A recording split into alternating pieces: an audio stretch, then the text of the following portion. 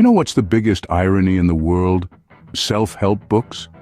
People who can't help themselves by buying books about how to help themselves. Now, isn't it funny how we're all convinced that our salvation lies between the pages of these books? It's like we're all on this never-ending quest to find the holy grail of happiness, productivity, and success. And somehow, it's always just one more book away. And you know what's even funnier? The fact that these books are written by people who've somehow figured out the secret to life, but instead of enjoying it, they're busy writing books to tell us how to do it. It's like we're in a self-help inception loop. But hey, who am I to judge? After all, I'm just the voiceover in a YouTube video, right? Well, today we're diving into the granddaddy of them all. The 7 habits of highly effective people. Brace yourselves. First off, be proactive. Because apparently, before reading this book, we were all just sitting around waiting for life to happen. Who would have thought that taking initiative could be so revolutionary? Here's a thought. Maybe, just maybe, we were proactively choosing to be inactive. Ever thought of that, Mr. Covey? No, you're right. We were waiting for a book to tell us to get off our butts and do something. And let's not forget the groundbreaking revelation that we should take responsibility for our actions. Hold on, let me jot that down. I wouldn't want to forget such a profound insight. In a surprising twist, it turns out that we also have the power to choose our responses to situations.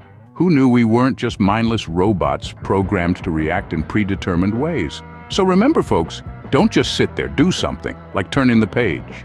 Next up, begin with the end in mind. Because it's not like we've been planning since kindergarten what we want to be when we grow up. Oh, wait, we have, but apparently that's not enough. Now, we need to plan our plans, and then plan the plans of those plans. It's like Inception, but with more post-it notes. According to this second habit, we should live our lives like a well-organized spreadsheet, where every cell is meticulously filled with our future ambitions. And if your life doesn't fit neatly into an Excel file, well, you're clearly doing it all wrong. Spontaneity? Psh, who needs it? Why live in the moment when you can obsess over the future? Because nothing screams healthy living like constant anxiety about what's next.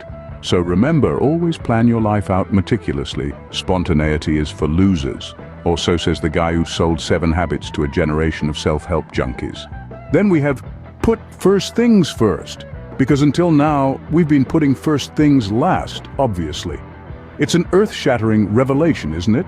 Like someone suddenly turned on the lights, and we all realized we've been living in the dark. Now, the concept of prioritizing tasks is not a bad one. In fact, it's quite useful. But the way it's presented here, it's like we've been handed a magical formula to turn our lives around. Just put first things first. And voila, you're a highly effective person. But what if your first thing is to binge watch an entire season of your favorite show? Or maybe your first thing is to eat a whole tub of ice cream. Does that mean you're being highly effective? Well, in a way, yes, because you are putting your first thing first. But then again, it's all about perspective, isn't it? So remember, always put first things first. Unless you don't want to, of course. Think win-win. Wow, groundbreaking. Who'd have thought of that? I mean, it's not as if we're hardwired to seek success or anything.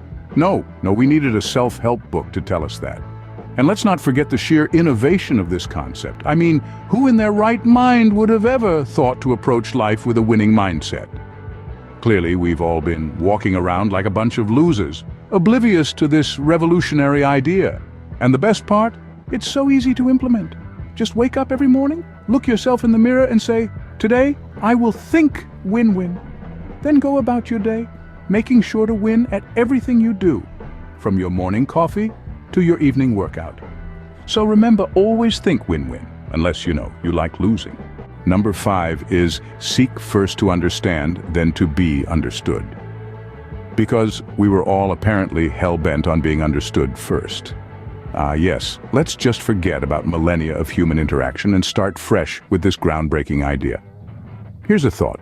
What if people already practice this? I mean, aside from those who believe their opinion is the only one in existence.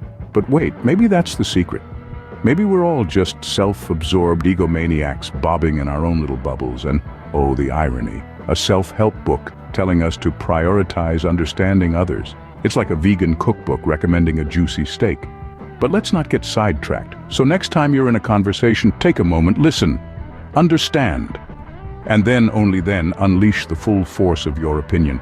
Because nothing says I'm a well-rounded individual like a rehearsed listening face. So remember, always seek first to understand, unless you are in a hurry, of course. Next, we have Synergize. Sounds like a fancy word for get along with others, doesn't it? But oh no, it's so much more than that. You see, it's about combining the strengths of people through positive teamwork to achieve goals that no one could have done alone. It's like the Avengers, but with more PowerPoint presentations and fewer aliens. Just imagine, you're at the office. You've got a deadline looming like a dark cloud. And someone utters the magic word, "Let's synergize, folks." Suddenly, the room is filled with the sound of rolling eyes and stifled yawns. But hey, let's not knock it. After all, Covey assures us that this is the path to new and exciting solutions. Who knew that all it took was a bit of corporate jargon to unlock the secrets of the universe? So remember, always synergize, or just be nice. Finally, we have sharpen the saw, because we were all using blunt saws until now, right? This is Covey's metaphorical way of saying we should continuously improve and renew ourselves, which is apparently a groundbreaking concept. As if we didn't know that improvement is a constant process. I mean, who would have thought? The book suggests 4 dimensions for this: physical, mental, social, emotional, and spiritual. But let's be real, we could use a 5th one, sarcastic. It's a survival skill in today's world. Covey advises us to exercise, read, write, spend time with loved ones, and meditate. But again, groundbreaking advice, right?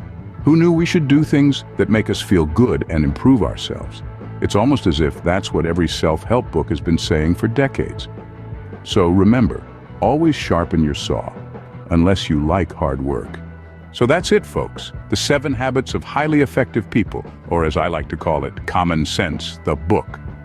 Let's take a quick, sarcastic stroll down memory lane, shall we? First up, we have be proactive, or in other words, don't just sit there, do something. Groundbreaking, right? Then we've got begin with the end in mind, also known as plan ahead. Riveting stuff, truly.